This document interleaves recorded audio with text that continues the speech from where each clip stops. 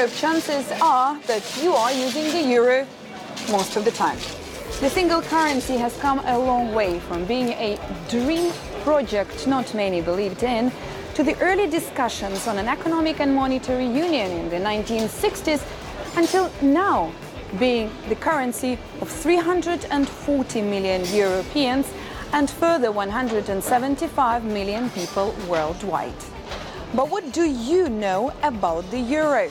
I'm Sasha Vakulina and we are starting a new season of Real Economy with the first episode on the euro turning 20 years.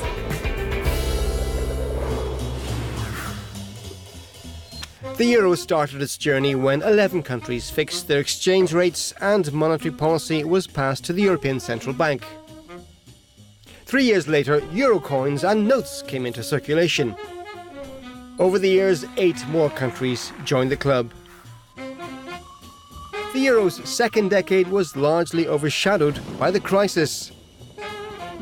5 eurozone countries had to seek help amid increased speculation some might leave the euro.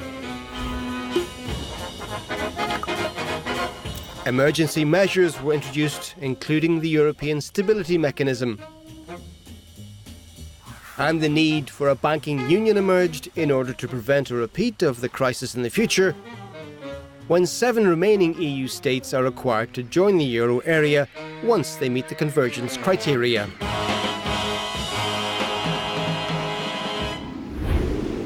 So what are the convergence criteria?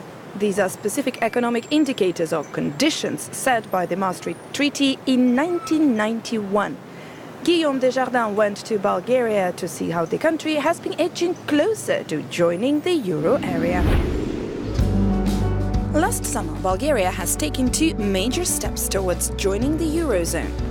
The country agreed to join the exchange rate mechanism, also known as ERM2, as well as the European Banking Union. Bulgarian public finances are sound, but some reforms still need to be undertaken before it can join the club. Bulgaria's adhesion to the exchange rate mechanism and banking union should be both effective by the end of the year, followed by a mandatory 2-year minimum waiting period before Bulgarians can abandon their levs for euros. But in the end, levs, euros, what does it change? It will increase the confidence. It will most probably lead to increasing the ratings of the banks, in this way giving them access to cheaper financing. Of course, the fact that the European Central Bank will be supervising the largest systemic important banks on top of the Bulgarian regulator will create also more confidence in the public and in the counterparties of the banks. Bulgaria ranks 4th among the 28 regarding their trust in the EU. However, a growing impatience, as well as a fear of hyperinflation, which the country suffered from about 20 years ago, has made Bulgarians a little more hot and cold when it comes to the single currency. They are now barely 51% in favour of leaving the lev and adopting the euro, and even 47% believe the new currency will hurt the Bulgarian economy. That contrasts with figures across the eurozone, where 3 and 4 declare being happy with their currency. This is a result of the bad experience of our neighboring countries like Greece, Spain, like Portugal, now the difficulties in Italy, and this makes Bulgarian society more suspicious. Joining the eurozone would help exports, and Bulgarians already are using the euro when abroad, or even in their own country, but they are concerned over the potential abuse of price setting during the changeover. Most of our members concern that when we adopt the euro, prices will increase sharply, but in the same time wages will be at the same level. But I think this not is the case.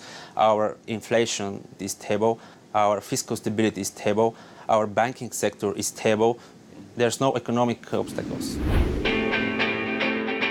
To talk about the past and the next 20 years of the single currency, we headed to the European Parliament in Strasbourg to meet Mário Centeno, Portugal's finance minister, who has been president of the Eurogroup for 1 year now.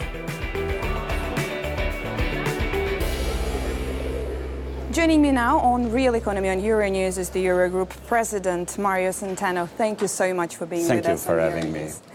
How important has the euro been for the European integration process? It is much more than a currency. It is a part of the identity of Europe today.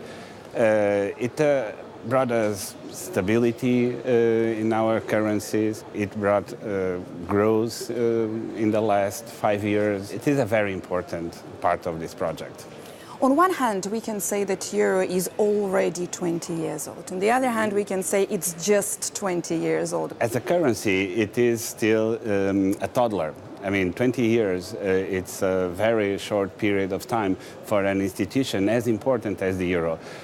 As most things that are man-made, we made it initially with some drawbacks and flaws, but through the crisis, we were able to strengthen it quite a lot. We are today facing the cyclical fluctuations of our economies with a much stronger currency. Let's go a little bit more in the reforms agenda. What do you see as the most urgent changes and reforms when it comes to the stability and the prosperity of the euro? There are two main reforms and an ongoing process that cannot stop. The two reforms are the Eurozone budget and the European Deposit Insurance System, which is the third pillar of the banking union. And there's one thing that we cannot stop, which is the risk reduction process. Countries in the Eurozone today have a much lower risk in their banking sectors, in their financial sectors, and also in terms of the budgetary position of our member states. We are now marking the 20th anniversary of the euro. Let's look 20 years ahead from now. Well, the next 20 years of the euro.